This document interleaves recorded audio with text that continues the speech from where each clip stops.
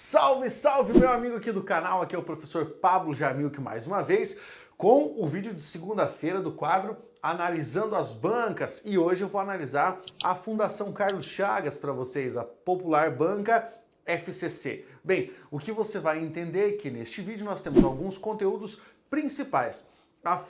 Aqui o objetivo, da análise das bancas é trazer para você conteúdo selecionado para que você possa direcionar os seus estudos de maneira mais precisa. Tudo bem? Então, analisando as bancas, FCC, língua portuguesa, Carlão vai soltar a vinheta. Solta a vinheta aí, Carlão!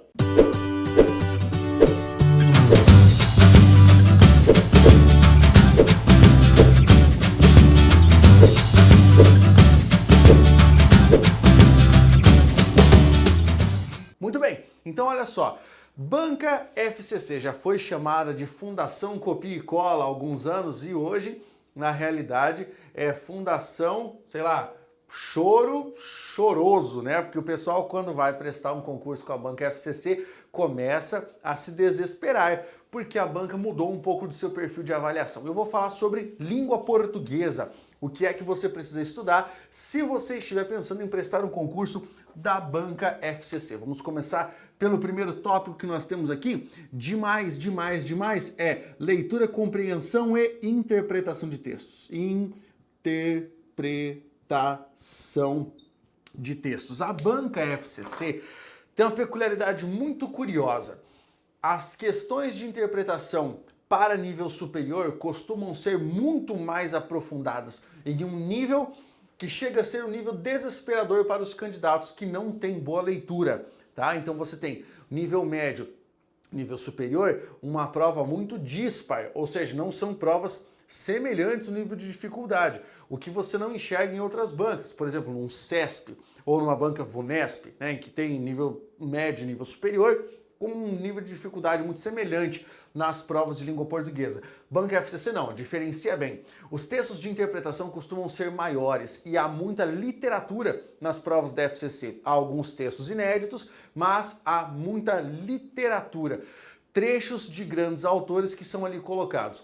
Questões com poemas, questões com trechos de obras literárias, aqui fica o destaque para o Graciliano Ramos, Raquel de Queiroz, que costumam aparecer várias vezes nas provas da Banca FCC, e textos de antropologia, filosofia e principalmente do direito, filosofia do direito.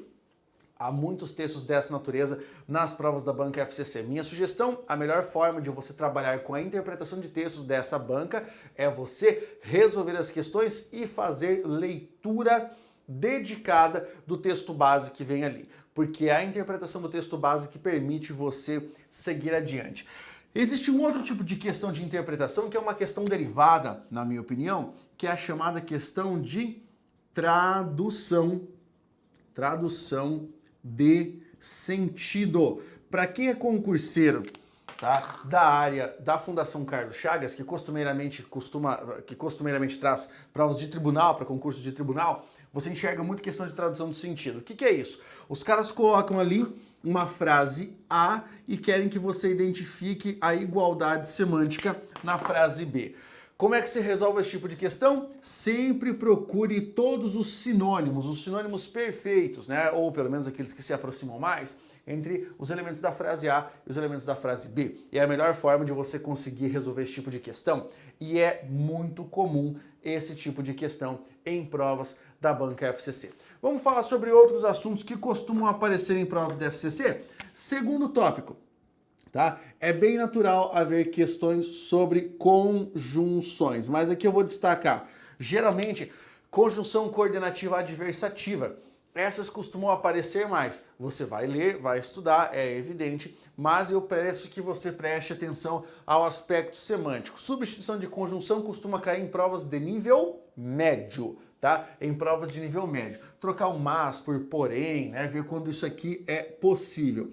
Terceiro tópico, muito comum nas provas da Banca FCC, emprego de o, a e lhe, certo? Emprego dos pronomes oblíquos átomos. Aliás, esta banca tem a tradição de questões sobre esses três pronomes. Então você precisa saber em qual caso você emprega. Lá no meu curso, no Método Jamilk, você encontra isso aqui com tranquilidade. Ou no Português Express, que é outro curso que eu tenho também, que já resolve isso aqui com facilidade para o aluno.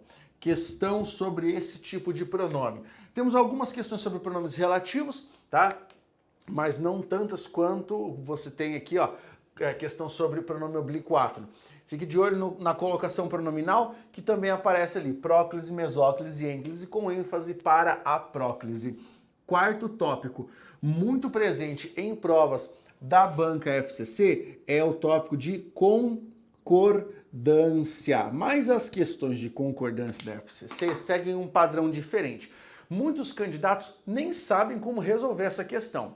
O cidadão coloca uma frase, um verbo em negrito e pede para você em qual frase o verbo deverá se flexionar no plural para atender à prescrição da gramática normativa, para atender aos princípios de concordância. Então, o que você vai ter que fazer é realizar uma análise da frase para identificar quais são as sentenças que precisarão de uma adequação.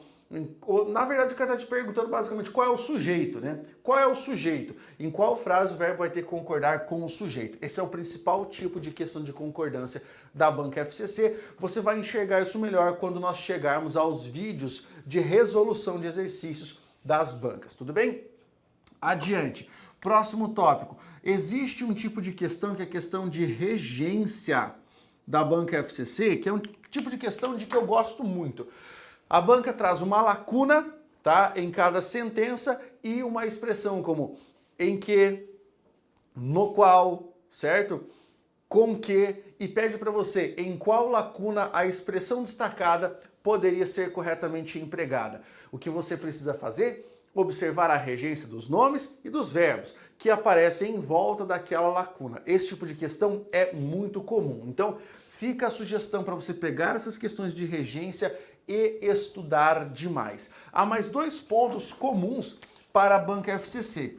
O ponto 6 é questão de crase, geralmente uma questão com várias lacunas para você colocar o A com ou sem o acento grave. Nesse caso, conhecer as circunstâncias em que o acento grave não pode ser empregado costuma resolver a questão. Então, minha sugestão, assista ao meu vídeo, o uso da crase e o macete secreto, e mandamentos da crase. Isso aqui costuma resolver as questões de crase para você. E o último tópico para a banca FCC, o tópico número 7, tá? Pensando em língua portuguesa, evidentemente, são as questões de pontuação. A banca FCC não apresenta tantas questões sobre o emprego da vírgula quanto outras bancas, a exemplo do CESP ou de uma banca, vamos pegar aqui o IBFC. Mas algo curioso é, a FCC costuma trazer questões sobre o emprego das aspas, dos travessões, de ponto e vírgula, e 2 pontos e alguma coisinha sobre o emprego da vírgula. Questões de pontuação geralmente estão associadas a trechos do texto e eles pedem para você justificar o porquê daquele sinal dentro daquela frase, né? Então, veja, a parte teórica aqui é muito mais pujante, ela é muito mais forte para o candidato. É claro que eu preciso dizer que dos últimos anos para cá, a FCC tem cobrado mais questões de sintaxe, usando um pouquinho de terminologia sintática e pedindo avaliação, tá? A avaliação da função sintática dos elementos. Comparação de função sintática. Principais funções sintáticas cobradas pela banca FCC. Sujeito, predicativo do sujeito, aposto e adjunto adverbial. São os tópicos mais cobrados. Espero que você tenha curtido esse vídeo e que você já esteja sequioso pelo vídeo com resolução de exercícios.